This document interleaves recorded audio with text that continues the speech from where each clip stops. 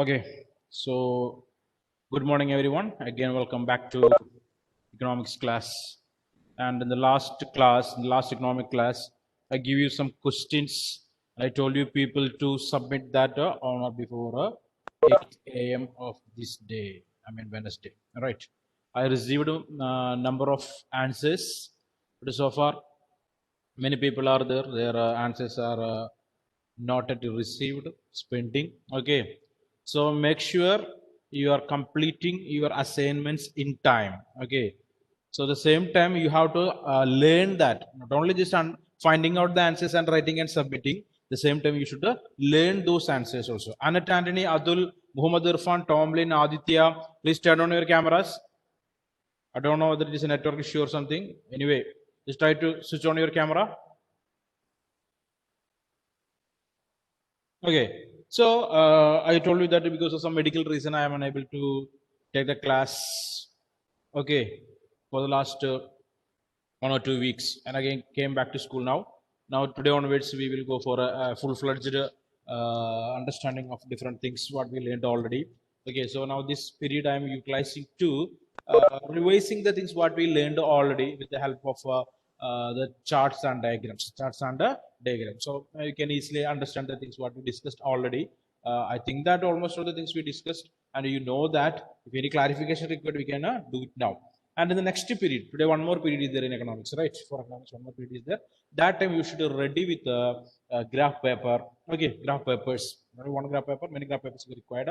We want to complete that presentation of statistical data. Okay, in that chapter, two topics are pending. One is less than and more than objective and arithmetic line graph. Okay, two things we want to complete. So the next class you should be ready with the graph paper. Okay, and now we are going for a discussion, a short discussion of the things what we discussed earlier. Okay, the last 2-3 classes, not two, 3 classes, nearly 4 to 5 classes, we discussed various factors related to this chapter, consumer behavior. Okay, and if you have any doubt, now we are going to rectify the mistakes or errors. Okay, if you have any doubt, you can ask me. I can again explain the same things. Okay, so we are going to the textbook directly here. Just observe you are able to see the screen or not.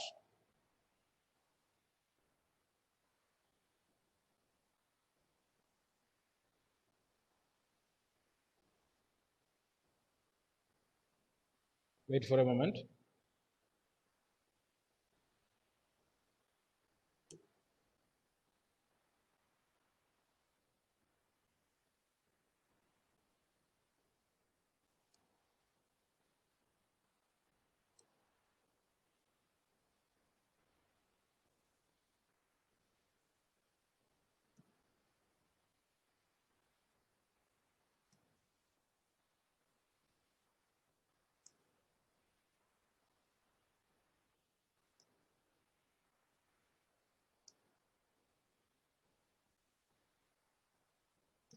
Can you see the screen now?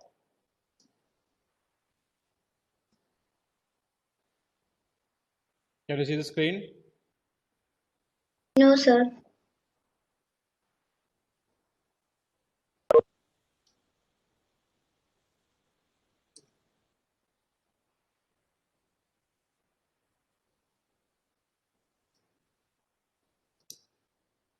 Okay, so for simple understanding, we discussed that. Okay, if you are moving forward with a more number of products, the quantity increases, marginal utility will decrease. Okay, so this idea is clear or not? Any difficulties there in that? That's what this diagram for us here. So that's what the law of diminishing utility. Law of diminishing utility. You should understand that properly. What is that law of diminishing utility? If you are moving forward with more number of more number of products, okay, more quantities, definitely what will happen there? The satisfaction level from first to second commodity, second to third commodity, third to fourth commodity, it will decrease. It will decrease. That is basically considering as law of diminishing marginal utility. Law of diminishing marginal utility. Here, two indicators are there. TU means total utility, and MU is marginal utility of the product of a product. Okay, so I can see here MU becomes zero at a level when TU remains constant. In this example, total utility does not change at the fifth unit of consumption, and therefore MU of the fifth unit is 0, thereafter it will go negative. Okay, understanding or not? Is that clear or not? The idea clear or not? Okay, next one. We are moving towards with the derivation of demand curve in the case of single commodity related with one particular commodity and the demand. Okay, so we discussed in this diagram, what we discussed here already, we know that the price increases, the quantity what we are purchasing will decrease. Okay, that's what the relation with the price and demand, inverse relation is there, inverse the relation. You can see here and this diagram, observe here carefully, everyone, can you see? Okay, so here origin is 0, the price you can see here 0, 10, 20, 30, 40, 50, the vertical axis the price, and the quantity of the product is in the horizontal axis, x-axis. Okay, so the price is 10 rupees, sorry, yeah, here it is, first 10, 20, 30, 40, 50, which is 10, the quantity is nearly 57, you can find here, the quantity is nearly 57. Okay, so less the price, more the commodity we are able to purchase. Less the price, more the commodity. Okay, demand will increase. Demand is increased here. The price is 10 rupees and the purchasing capacity of we people related with that price, that is 57. Okay, and you can see here again price increased to 20. So you can see that reduced from 57 to 30. So it is not affordable. Okay, that much quantity is not affordable with that price limit, I mean 20 rupees. Okay, 20 rupees. Okay, again you can see that the price increased to 30. So what happened?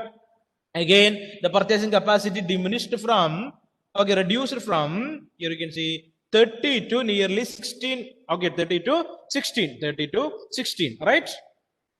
Okay, again you can see, again price increased, that is increased to 40 rupees. Then what happened? Again, the purchasing capacity that decreased into 5 here, this point. Okay, decreased to 5. So this is the relation between a price and demand. Okay, in a normal sense, if a price increases, the demand will decrease. Okay, we know that income is not increasing regularly. Okay, so there are number of problems are there with the income of an individual. So this always have inverse relation. If a price increases, what happening there? The demand for the commodity will decrease, or the quantity what we are purchasing will decrease. Okay, just to keep that in your mind. Okay, moving towards the next one, ordinal utility analysis. Okay, can anyone tell me what is ordinal utility analysis? Is that based on numbers or based on preferences? What is that, Aparna? Ordinal utility analysis. Can you hear? It is based on the ranking. Yeah, based on ranking, or basically we can say it's based on preferences of the customer or the consumer. Preferences. Okay, so basically we are giving preferences for different bundles. Bundle, we know that one bundle here we are discussing here only two commodities, X1 and X2. X2 always we are discussing about that two commodities only in one bundle. Okay, so here, ordinal utility analysis always related with the satisfaction level of that bundle. Satisfaction level related with the budget set. Anyway, we know that we are unable to purchase more than the budget set. That is impossible. Impossible. In any sense or any case, we are unable to purchase the product more than the budget set. That's what our limit. Okay, so here if you want to increase the number of one commodity in the bundle, anyway we want to sacrifice the other commodity. Okay, we want to reduce the quantity of the other commodity. If X1 want to increase, anyway X2 commodity want to decrease. That is a rule here. You can see here here bananas are mentioned here in the x-axis, and it is called to be mangoes in the y-axis. Here you can see 0 is the origin. Okay, and if you want to purchase one banana, the same time we can purchase 15 mangoes. So that's a bundle. 15, 9. So 1, 9. Okay, 1, 9. 1 banana and 15 mangoes. So this is the A budget. I mean, this is the first bundle. Okay, next case, we want to purchase 2 banana. We want to reduce the number of mangoes. That's reducing from 15 to 12. We want to give up 3. Okay, so here next bundle here, that is 2, 12. 2, 12. Okay, so here it is that B. That is what B. Next bundle, what we are purchasing. Another one here you can see 3 bananas. You want to increase 1 extra banana, want to reduce 2 mangoes again. So the third one is created here. Third one is created. And the next one, we want to purchase the 4 bananas. Here you can see we want to give up again 1 more mango. So here D. Okay, so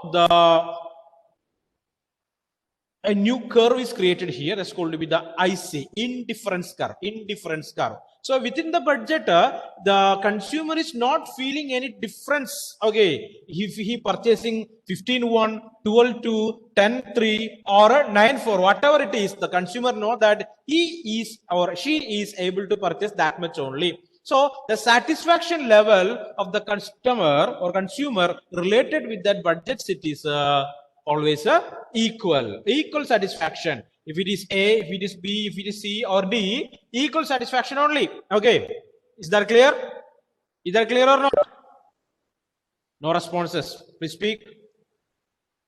Hello. Okay, no difficulty, right? Okay, this is what the thing what we already discussed here. It's called to be indifference curve. Indifference curve. Okay, indifference curve. Now we discussed about marginal rate of substitution. Marginal rate of substitution. So that is related with, we know that if you want to increase 1, 3:1 here. Next one it is 2:1. Right. Next one it is 1:1. That's what the marginal rate of substitution MRS. Okay. So that also we discussed in the classroom earlier. You can see here. Okay, if you want to purchase 1 extra number of banana, here you can see 15 to, here it is mangoes 12 and 1 banana is increased. So 3:1 here, and here it is 2:1. You can see here, right? This is the relation here. Okay, so 3:1, 2:1 and 1:1. So it's called to be marginal rate of substitution. Marginal rate of substitution. And we want to know that if always if you are purchasing more number of products, the quantity increasing, always it will show diminishing marginal utility. It's called to be law of diminishing marginal rate of substitution. Law of diminishing marginal rate of substitution. Want to learn all those things properly. Okay, and we discussed about the things with the same utility and same value, same utility and same value, or that is able to provide the same satisfaction level, satisfaction level. Such kind of products also are there. Okay, so in the case here we have discussed about two different products, but both the product is able to provide the same satisfaction and have same utility, Okay, so we discussed about a 5 rupee coin and a 5 rupee note, 5 rupee coin and a 5 rupee note. You can see here, every time the consumer is trying to or ready to sacrifice only 1 unit only. Basically, it is not a sacrifice, okay, because the value of both the products are same, utility also the same only, okay. So that kind of products, the product with a perfect substitution, product with a perfect substitutes, okay. Such type of products always will create a straight indifference curve, that sloping from left to right to it, or left to right to it. You can see here, okay, A, B, C, D. The consumer is not worried about whatever the quantity of the coin or a 5 rupee notes. No difference there, no difference, because the utility and value both are same here, both are same. Okay, is that clear? Is that idea clear? Yes, okay. sir. Yes, so that's what this graph represented. Here you can see that MR is equal to delta Y. Changes in the Y quantity divided by changes in the X quantity is equal to -1 divided by 1 is equal to 1. So that's what the simple formula here. Next we discuss about indifference map. So indifference map, you know, more than one or two or more, basically not one, two or more ICs we are able to find in a graph, that is basically called as a indifference map. Indifference map. So the speciality of indifference map, if the IC is moving away from the origin, okay, higher the IC, more the satisfaction. Higher the IC, more the satisfaction. Here you can see, okay, this line, it is maybe 10 quantity. If you come into here, it is a 15 quantity. Coming here, that is a 20 quantity. Okay, 20 numbers. So more, I mean, higher the IC, more the satisfaction. Higher the IC, more the satisfaction. Here also you can find. Okay, the commodities number will increase always. Number will increase. Okay, so higher the IC, more the satisfaction. Higher the IC, more the satisfaction. Okay, so that also want to keep it in your mind. Okay, next one we are discussing about features of indifference curve. Features of indifference curve. There are three features are there, we know. Okay, three features are there for an indifference curve. First of all, indifference curve slopes downward from the left to right. Left to right. Okay, always it will slope left to right. Okay, here you can see in indifference curve slopes downward from left to right, which means that in order to have more bananas, the consumer has to forego some mangoes, that we know. So if that kind of rule is applicable in the case of an IC, always it will show this kind of structure or this type of a structure here, always sloping downward from left to right. Okay, so that's what the first feature of an indifference curve. Okay, next one, we know that higher the indifference curve gives greater level of utility. So already we discussed that here. Okay, so you can see here. Okay, the IC is moving away from the origin, or higher the IC, the satisfaction level will increase. So you can see IC1, IC2, IC3, three ICs. So otherwise we can call this as a indifference map. Because many ICs are mentioned here. Indifference curves are mentioned here. Okay, so you can see 1, 2, 3. 1, 2, 3. Okay, so as long as marginal utility of a commodity is positive, an individual will always prefer more of the commodity. As more of the commodity will increase, the level of satisfaction also will increase. Okay, is the graph clear? Seminar, is the idea clear or not? Okay, next one, the last and the third feature of an indifference curve is two ICs never intersect. Two indifference curves never intersect each other. So this is an imaginary concept here, right? Okay, it will not happen in a way. Okay, why it is so? We know that the consumer always prefer monotonic preferences are there. We know that. What do you mean by monotonic preferences? So we are discussing here one more time. What do you mean monotonic preferences? This is the thing here. Monotonic preferences. Okay, the monotonic preferences, which means always we will try to purchase the bundle which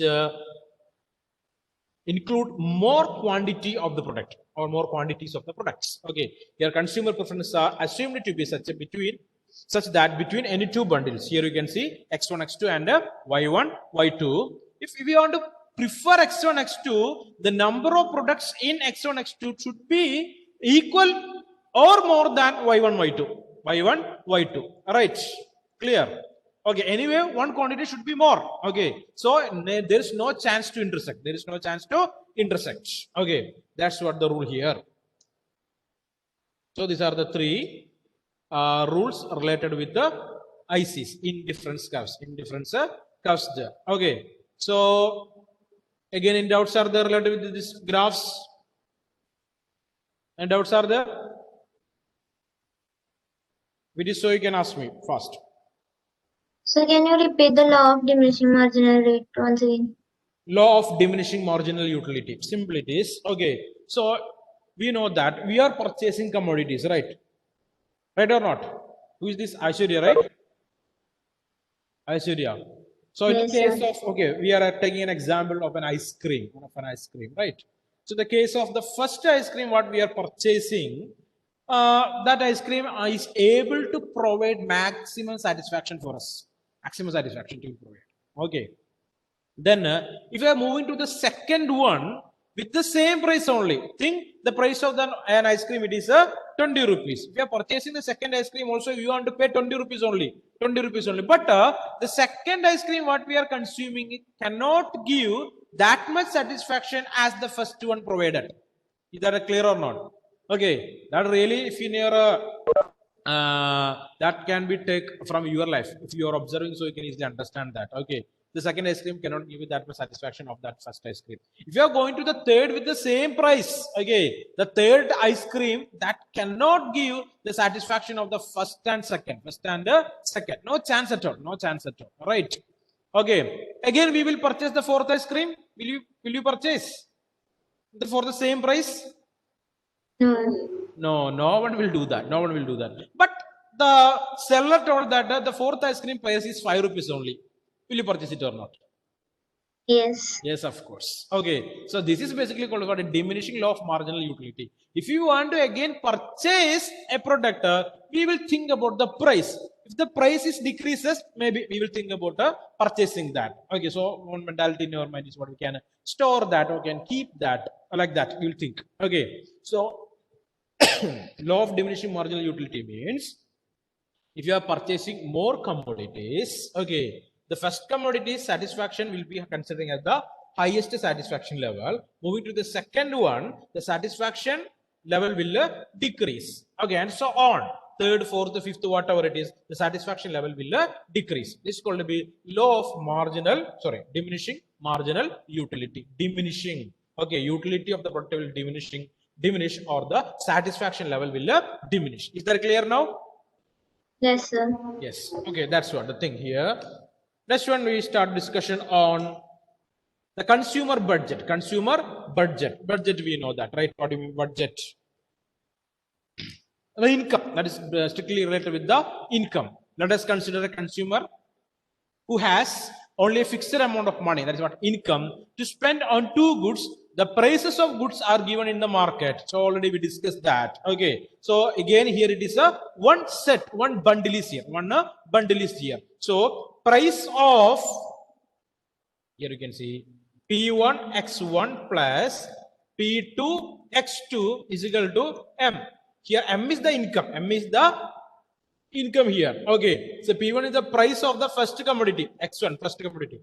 Price of the first commodity plus price of the second commodity. Clear? So P1 X1 plus P2 X2 is equal to income. Okay.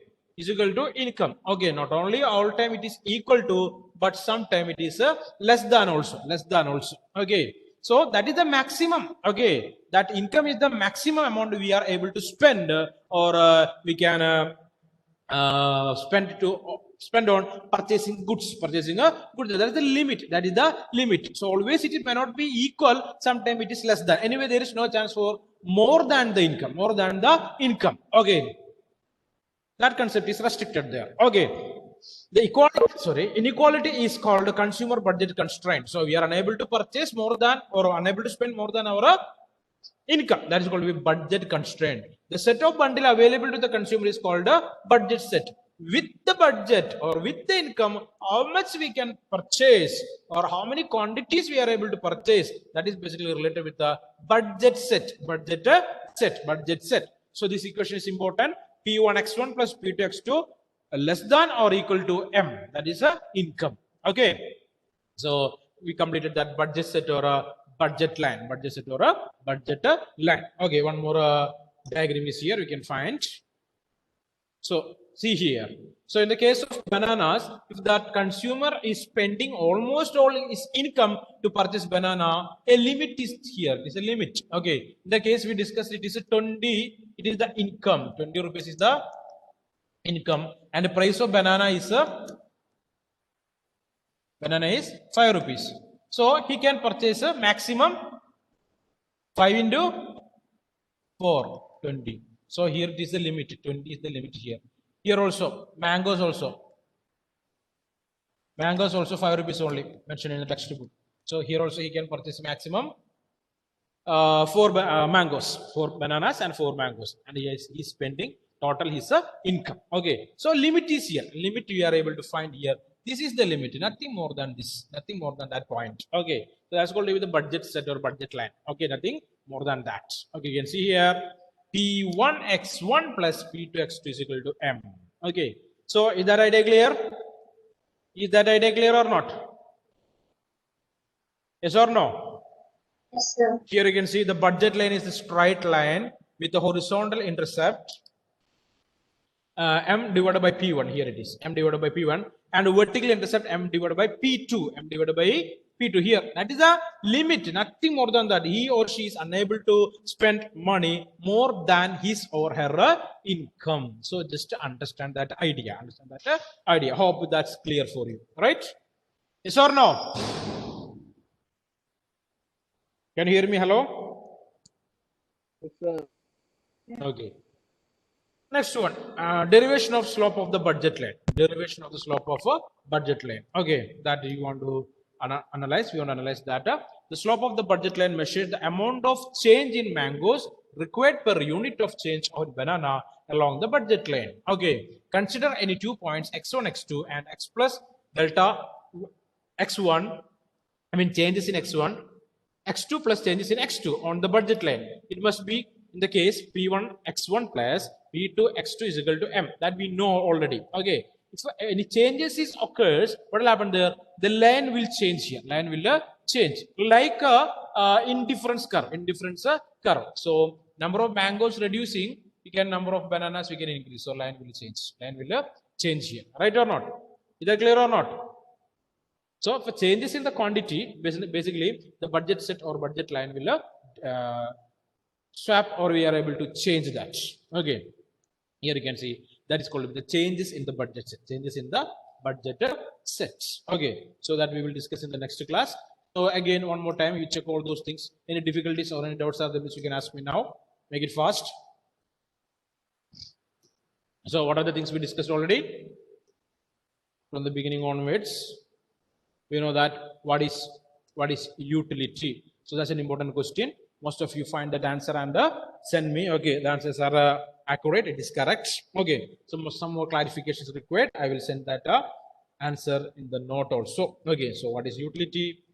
Next one we discussed about cardinal utility analysis. Cardinal utility analysis. In cardinal utility, basically we are providing a cardinal numbers to represent the utility of different items. Example 1, 2, 3. Okay, we will give numbers, units we will use to understand the utility of any product. That's called a cardinal utility analysis. That's imaginary concept. We know that in normal life we are unable to give numbers for the utility of different products. It is impossible. And we discuss what is total utility. Total utility, it's called to be TU. So total utility is of a fixed quantity of a commodity is the total satisfaction derived from the use of a different quantity of that commodity. Okay, that's called to be total utility. Next one, marginal utility. So the utility related with the additional or add, if we are adding the quantities, okay, the utility derived from that increase in the quantity, that kind of utility basically considering as the marginal utility. You can see here marginal utility is the change in the total utility due to consumption of one additional unit of commodity. If you are adding one additional unit, okay, what satisfaction level we can get, that is basically considering as marginal utility. In most of the cases, marginal utility will show a diminishing trend. Okay, more the commodity, less the marginal utility. Okay, so it's called to be MU, marginal utility, is a TU, total utility. Okay, that we completed. And finally we reached relation between the price and the demand. So easily we know that we can able to understand that if the price of the commodity increasing, the demand for that particular commodity will decrease, always showing a inverse relation. Okay, clear or not? Next step we discussed about the indifference curve. So within the budget set, a consumer is able to purchase different commodities. Okay, basically related with its number, its number, the commodity's number. Okay, X1, X2 bundle. X1, X2 bundle is the bundle that we took, I mean mangoes and bananas. We used to compare here. Okay, so we studied about that particular bundle. If any changes in the number in that particular commodities, that never makes any difference here. That's what is called to be indifference curve. Indifference curve, no difference at all. So the satisfaction level is equal in almost all these four combination, or these four combination. Okay, so that's what the indifference curve. We discussed that indifference curve. Next one, the features of indifference curve, shape of indifference curve. Okay, everything we discussed here. Now we know that it is convex to the origin, right? Convex to the origin. Now this time you can ask. 1 minute. Okay, again, any doubts are there, which you can ask now. Make it fast. Any doubts are there?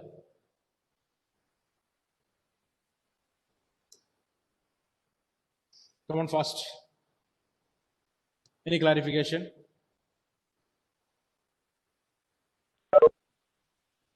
Okay, so listen carefully. In the next class, we want to complete the chapter presentation of a statistical data. So graph papers are necessary. So everyone should sit with a graph paper, pencil, eraser. Okay, so that are the things which we required, what we required. The same time, the early notes are there, right? I sent already notes to you people related with the tabular presentation of data and the diagrammatic representations. Okay, so just to read it, and again I will explain one more time. Again, any doubts are there, we'll clarify that, and we'll make use the technology to find out the answers of some questions too, and you should be ready with the completing, I mean, some class works are there basically. So the class time itself, you should complete that and want to show me. Okay, so we are ready with that. Clear? Clear or not? Can you hear me? Hello? Adul, Hanna, Muhammad Irfan, Subham Pal, Anjo, Anila Mohanan. Turn on your cameras. Turn on your cameras, please.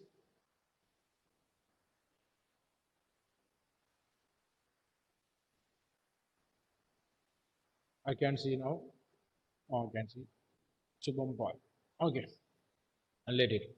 So today we will complete that chapter, the presentation of statistical data. And tomorrow we will start the next chapter in, sorry, not next chapter, the same chapter only. I mean, from the microeconomics, some more topics, I mean, related with the demand and consumer equilibrium. Okay, some more topics are there in the same chapter. We will finish that also. Okay, so everyone ready with your graph paper for the next class. Okay, guys, thank you.